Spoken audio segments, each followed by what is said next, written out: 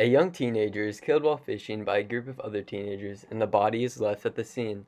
Investigators find a few key pieces of evidence which links his murder to a potential jealousy or rivalry over friends.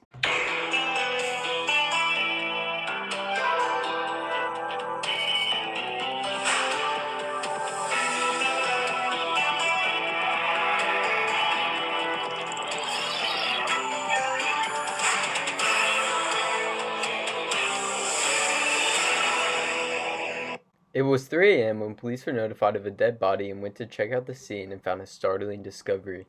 Left at the scene, there was a victim who sustained many blows to his body, which left this young kid beat to death. Also at the scene, forensic analysis found a phone, traces of blood spatter, and the victim's fishing pole, which will help forensic investigators to locate the potential suspects. Hi, I'm Aiden Bezos, and I'm the lead forensic scientist on this case, and I was able to link the victim's fingerprints to that of the fishing pole, and I was able to do so through matching the ridge characteristics on the victim and the fishing pole, and they came back as a 100% match. While trying to figure out blood spatter analysis, we were able to figure out that the victim only sustained injuries by being hit and kicked because there is no direct blood spatter. The most startling discovery of them all was the phone that was left at the scene. I was able to pull up the recent videos on the phone and found all the suspects linked to the case. Look how trashy it is. Who is this kid? Dude, he's terrible. He's kind of built like an ostrich.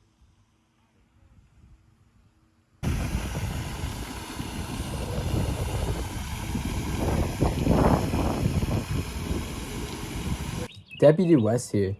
Here we see the suspects, the 3 young men we have identified as Mo Money Jackson, age 18, in the purple t-shirt, the kid with the dark hair, Sierra Francisco, also age 18, and lastly we have the kid with the long flowing hair, Ralph Winsler, age 18.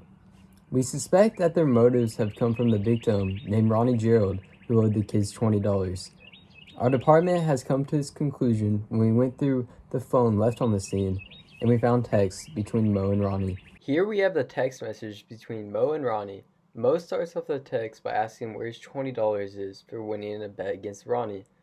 Ronnie then proceeds to deny his side to the bet by replying with, "I don't owe you nothing." Then Mo ends the conversation by telling Ronnie to watch himself. Ronnie clearly didn't think of the consequences, and it didn't seem to matter him at all.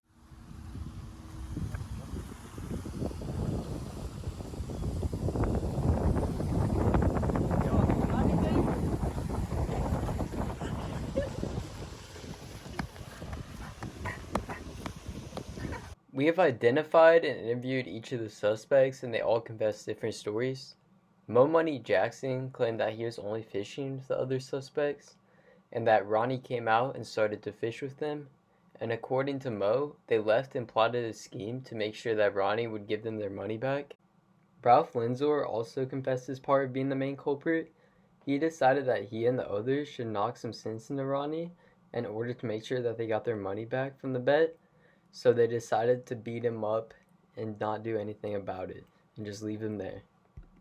Sierra Francisco confessed to being a part of the situation, but he didn't want to hurt Ronnie because according to Sierra, they were homies for life.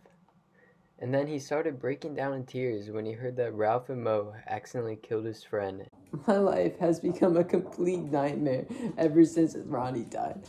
I can't even comprehend how saddened and heartbroken I am from this experience. All I know is that I want the boys responsible for this to be to be put away for doing such a harsh thing to my dear baby. Every day that goes by, I am heartbroken and upset that my baby was murdered in cold blood. He wasn't even doing anything but minding his own business. All 3 boys, age 18, Mo Jackson, Ralph Winsler, and Sierra Francisco, were sentenced to 50 years in prison on account of second-degree murder of Ronnie Gerald. They will not be eligible for parole. Sue Gerald is also looking to take this case even higher than it should be because she believes that the boys should have a lifelong sentence in prison and that they should also have a count of first-degree murder added on because they intentionally killed their son. Sue later lost this battle because there was enough evidence presented to call this case an unintentional murder because they only meant to hurt Ronnie in order to get their $20. First-degree murder is a direct implication of killing someone, and these boys only meant to hurt Ronnie, and they accidentally killed him.